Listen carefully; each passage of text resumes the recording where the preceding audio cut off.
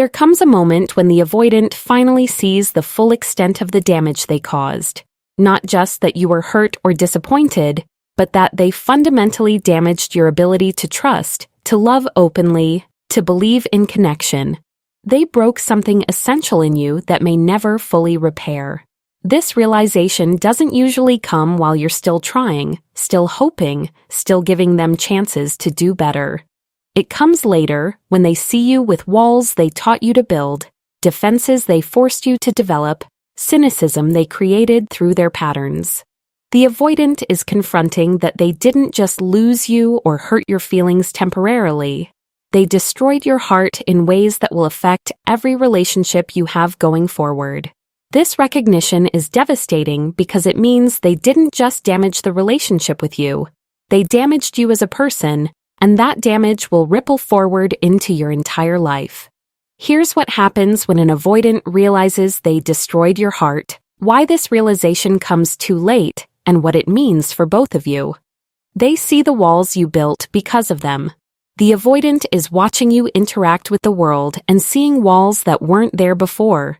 You used to be open, trusting, willing to be vulnerable, but now you're guarded in ways you never were. You don't let people in easily. You don't trust words without consistent action. You protect yourself before considering connection. The avoidant recognizes these walls because they're mirror images of their own defenses, and seeing them in you is devastating because they know they're the one who taught you to build them. The walls include how you approach new relationships now. You used to believe people when they expressed interest or made promises. But the avoidance patterns taught you that words mean nothing without action, that interest fades, that promises are broken. Now you're skeptical of everyone's intentions. You question people's motives. You wait for them to prove themselves before you invest emotionally.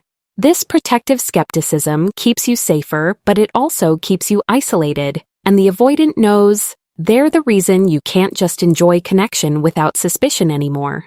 The defensive walls also show up in your inability to be vulnerable the way you once were. You used to share your feelings openly, express needs without shame, show your full emotional range. But the avoidance dismissiveness taught you that vulnerability is dangerous, that needs are burdens, that emotions are too much. Now you keep your feelings close, minimize your needs, perform being fine when you're not. The avoidant sees this emotional guardedness and recognizes it's their creation. They made vulnerability unsafe for you, and now you can't access it even when you want to. They recognize your cynicism about love. The avoidant is hearing the way you talk about relationships now, and it's filled with cynicism that wasn't there before. You used to believe in love, in partnership, in people's capacity to show up for each other. But the avoidance patterns destroyed that belief. Now you're skeptical about whether healthy love even exists. You make bitter jokes about relationships. You expect people to disappoint you. You plan for endings before beginnings. Subscribe for insights into attachment psychology that reveal the lasting impact avoidants have on their partners. This cynicism protects you from being hurt again, but it also prevents you from fully opening to love. And the avoidant knows they're the one who killed your belief in love's possibility. The cynicism includes your expectations for how people will treat you. You used to expect people to be kind, consistent, honest, but the avoidance treatment taught you to expect distance, inconsistency, half-truths. Now, when someone is genuinely kind, you wait for the other shoe to drop. When someone is consistent, you wonder when they'll change. When someone is honest, you look for the manipulation. The avoidant sees that you can't just receive good treatment anymore. You're waiting for it to turn bad because that's what they taught you to expect. Your cynicism also extends to your own lovability. You used to know you were worthy of love, capable of being someone's priority, deserving of effort and care. But the avoidant's inability to love you properly made you question whether you're lovable at all. Now, even when people show you love, you question whether it's real, whether it will last, whether you're actually worthy of it. The avoidant sees that they didn't just fail to love you. They made you doubt your own lovability, and that damage runs deeper than anything else they did. They see your fear of abandonment they created. The avoidant is witnessing anxiety in you that wasn't there before. You used to be secure in your relationships, confident that people would stay, unbothered by normal distance or space. But their pattern of withdrawing and returning unpredictably created fear of abandonment in you. Now when people need space, you panic. When communication decreases slightly, you spiral. When someone seems distant, you assume they're leaving. The avoidant sees this anxiety they created and recognizes it's the exact fear they exploited during your relationship. The abandonment fear shows up as hypervigilance to signs someone might be pulling away. You analyze messages for tone changes. You read into delayed responses. You scan for any indication someone's losing interest. This constant monitoring is exhausting and keeps you in a state of anxiety, but you can't turn it off because the avoidant trained you that people leave without warning, that withdrawal means rejection. That distance is the precursor to abandonment. The avoidant sees you living in this anxious state and knows they created it through their push-pull patterns. The fear also makes you settle for less than you deserve because you're so afraid of being alone again.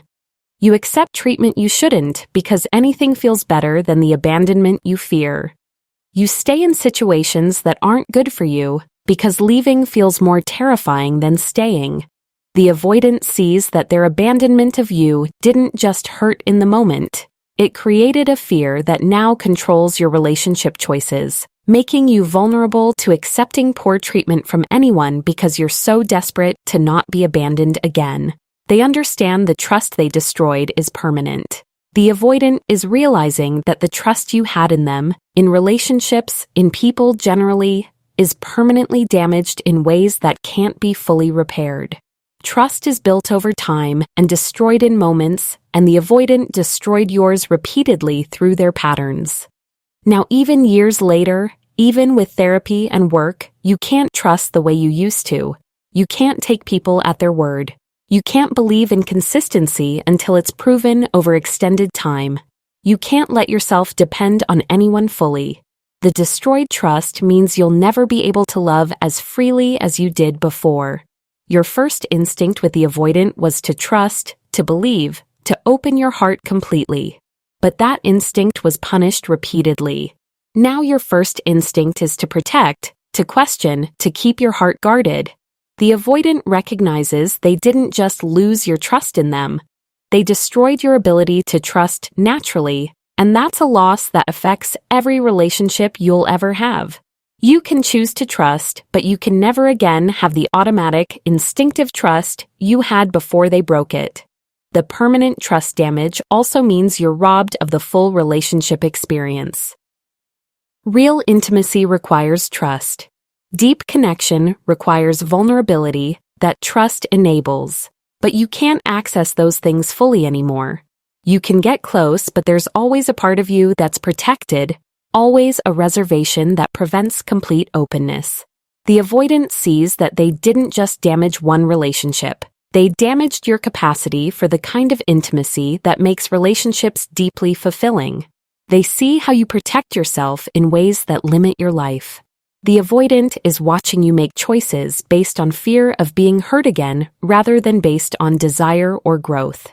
You don't pursue relationships even when you're interested because the risk of pain feels too great. You don't let yourself want things from people because wanting made you vulnerable to disappointment. You don't invest fully in connection because investment means potential loss. These protective choices keep you safer, but they also keep you smaller, and the avoidant knows they're the reason you're limiting your life to avoid pain. The self-protection includes keeping people at a distance even when they want to be close to you. Someone kind and available might be interested in you, but you keep them at arm's length because you're scared of being hurt again. Someone consistent might want to deepen connection, but you maintain surface-level engagement because depth means risk. The avoidant sees people trying to love you and you not letting them, and recognizes that your inability to receive love is a direct result of how they failed to give it. Your protective choices also mean you miss opportunities for joy, growth, and connection because you're so focused on avoiding pain. You don't take risks that could lead to beautiful things because they could also lead to hurt. You don't allow yourself to hope because hope led to disappointment with the avoidant. You don't dream about partnership because dreams were crushed. The avoidant sees that they didn't just hurt you in the past. They're still hurting you in the present by making you too afraid to fully live. They recognize you're damaged in ways that affect your entire future. The avoidant is confronting that the damage they caused isn't confined to your relationship with them. It's damage that will affect every relationship you have for the rest of your life. Every future partner will deal with the walls you built because of the avoidant. Every potential relationship will be filtered through the cynicism they created. Every connection will be limited by the trust they destroyed. The avoidant didn't just damage one relationship. They damaged your capacity for relationship generally. This future-affecting damage includes the therapeutic work you now have to do to even be capable of healthy relationship. You have to unlearn the defensive patterns they taught you. You have to rebuild trust they destroyed. You have to heal wounds they created. This is years of work, potentially lifelong work, all because the avoidant couldn't show up properly. They see that you're spending your time, energy, and money fixing damage they caused, and they know that's time you could have spent building something beautiful if they hadn't broken you. The lasting damage also means the avoidant robbed you of years of your life. Years you spent hurting, healing, building walls, being unable to fully connect.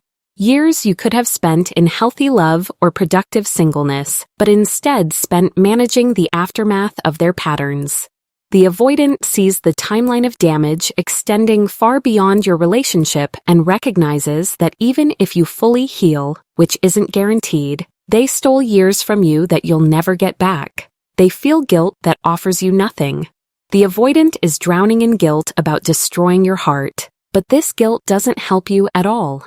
It's too late to undo the damage. It's too late to love you properly. It's too late to be the person who didn't hurt you.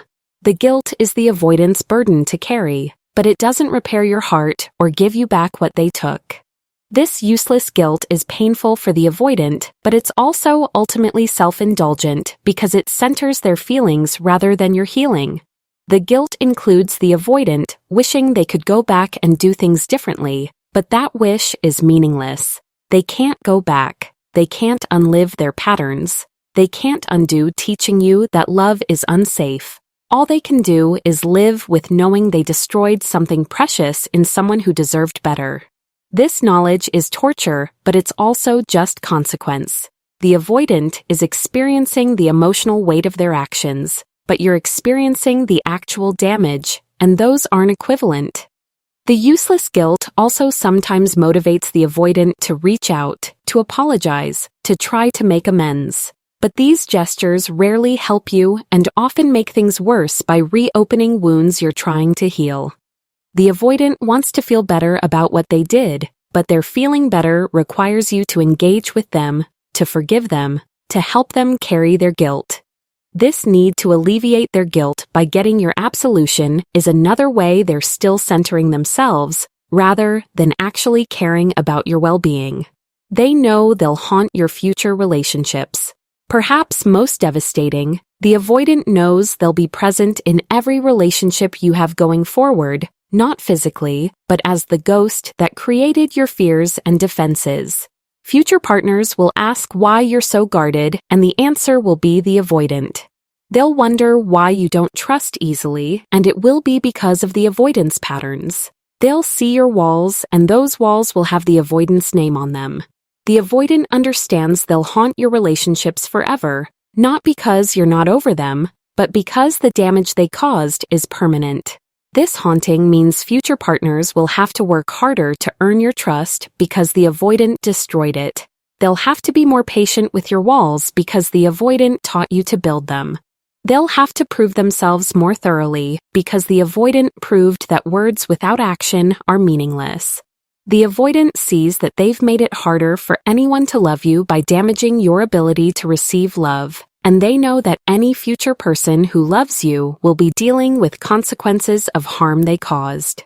The ghost presence also means you might sabotage good relationships because of what the avoidant taught you. When someone treats you well, you might not trust it because the avoidant treated you poorly. When someone is consistent, you might wait for inconsistency because that's what you learned. When someone tries to get close, you might push them away because the avoidant taught you closeness leads to pain. The avoidant knows their patterns will echo through your future, potentially destroying good things you could have had if they hadn't broken your ability to trust and receive love. What this realization changes for the avoidant. Realizing they destroyed your heart fundamentally changes the avoidant if they're capable of growth. They can't maintain their usual defenses that they were just being independent or that you were too needy. They have to confront that they caused real, lasting damage to a person who loved them. This confrontation either catalyzes deep therapeutic work or sends them into deeper avoidance to escape the guilt. For avoidants capable of growth, this realization becomes the catalyst for changing so they never hurt anyone this way again. They go to therapy, work on their patterns, develop capacity for vulnerability and consistency they didn't have before. But this growth, if it happens, benefits someone else. You don't get the person they become. You got the person who destroyed your heart. Someone else will benefit from the lessons your pain taught them.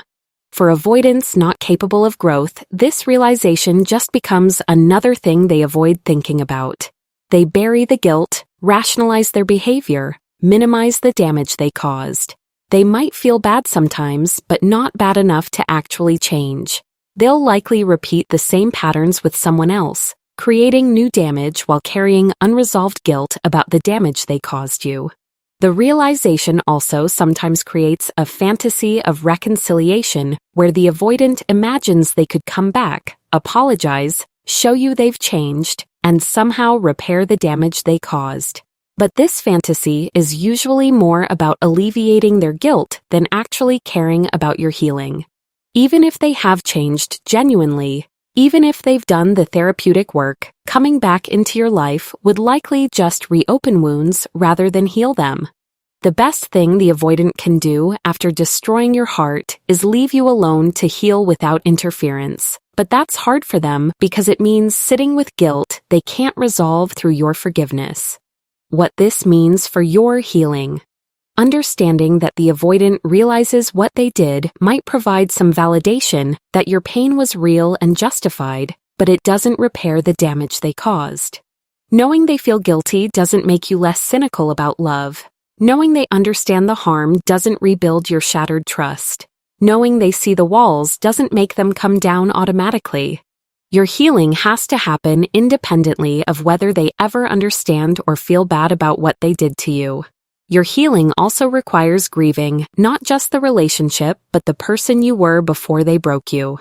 You have to mourn the open-hearted person who trusted easily, the person who believed in love, the person who was vulnerable without fear. That person is gone, fundamentally changed by what the avoidant did, and part of healing is accepting that you can't go back to who you were before. You can only move forward as someone who's been broken and is rebuilding themselves with new awareness. The healing journey also includes making peace with the fact that some damage might be permanent. You might always have walls that are harder to breach than they would have been if the avoidant hadn't taught you to build them. You might always struggle with trust in ways you wouldn't have if the avoidant hadn't broken yours repeatedly. You might always carry some cynicism about love that wasn't there before they destroyed your belief in it. Making peace with permanent change doesn't mean you can't have healthy relationships. It means you accept that you're building them from a different starting point than you had before the avoidant damaged you, and that's okay.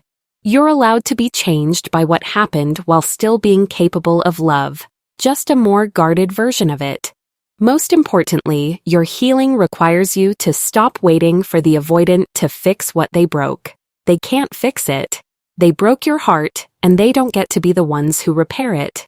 That work is yours to do, with support from people who actually care about you, with therapy if needed, with time and self-compassion. The avoidant's realization of the damage comes too late to matter for you. Let them carry their guilt while you focus on rebuilding yourself into someone who can trust again, love again, be vulnerable again, just more wisely this time.